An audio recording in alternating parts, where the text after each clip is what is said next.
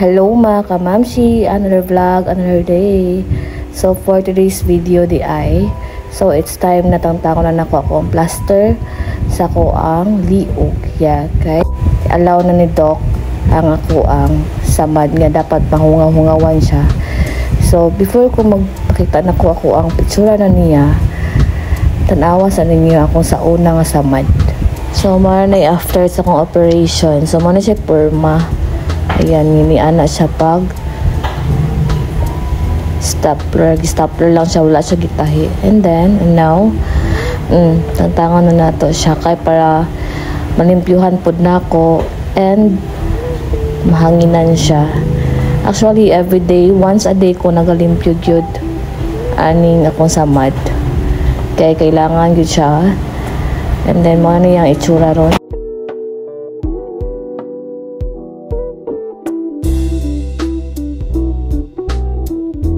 So first akong gibuhat is ingon si Doc, magbutang na kog BB oil para makuha na mga plaster nga pilit sa kong liog.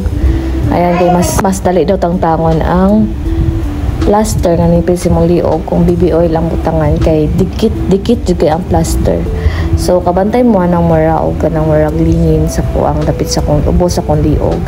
Mo na siya ang gibutangan natong tubo nga gihimo siyang drainage para sa sulod nga samad, para siya ang mo salod sa samad nga tulo-tulo sa sulod para dili maghubag ang sulod. So mo to gitrapuhan nako siya og BB oil.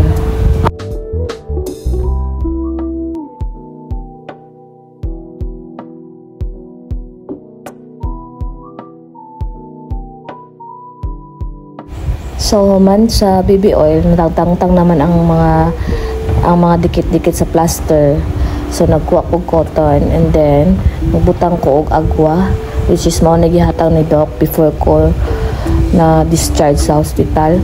So grabe kay si Doc, ating manado jud kay ko niya, and then ay ma-feel yun na ko nga like concerned jud kay sa akong health kay naluoy siya kay nalagi daw ko anak and then single mom pa gyud. So mga ito nga, thankful jud kay ko ni Lord nga nasi gigamit nga mga tao bitaw nga willing ko tabangan ana nga time sa panahon nga nanginahanglan kay ko na jud ang Ginoo, na jud gabi jud ang goodness jud ni Lord kay daghang isang tao gigamit sa kong life para maulian nang ko. And wala grabe, wala ko'y kabot na sa pasalamaton yun, basta everyday yun nagapasalamat kay ko sa mga taong naa una ka Papa Jesus, labi na sa kong family kay dili tungod sa kong anak ambot wala ko'y Ginoo siguro sa una po pag-fight sa kong life, but himo yun akong inspiration akong anak nga may fight yun ko sa kinabuhi and di ko mag-give up.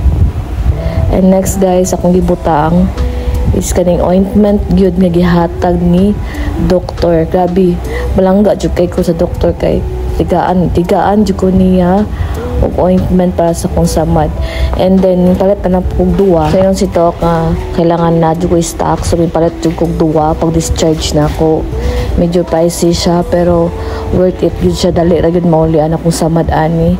And then grabe ka effective gyud, grabe kay gi-recommend si Doc sa ko ang mga tambal, as in dala pag ampo, fast recovery, as in dali gyud kay ang pain wala na, but naira na usab sa kong tingog pero still thank you gyapon Papa Jesus, grabe wala ko nimo pasagdaig gyud, grabe ka amazing.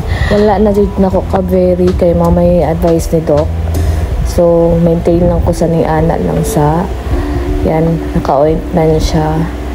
And that's all for today's video guys. Salamat kayo sa pagtanaw. God bless you all. Amping-amping mo kanunay sa iyong mga lakaw. Bye-bye.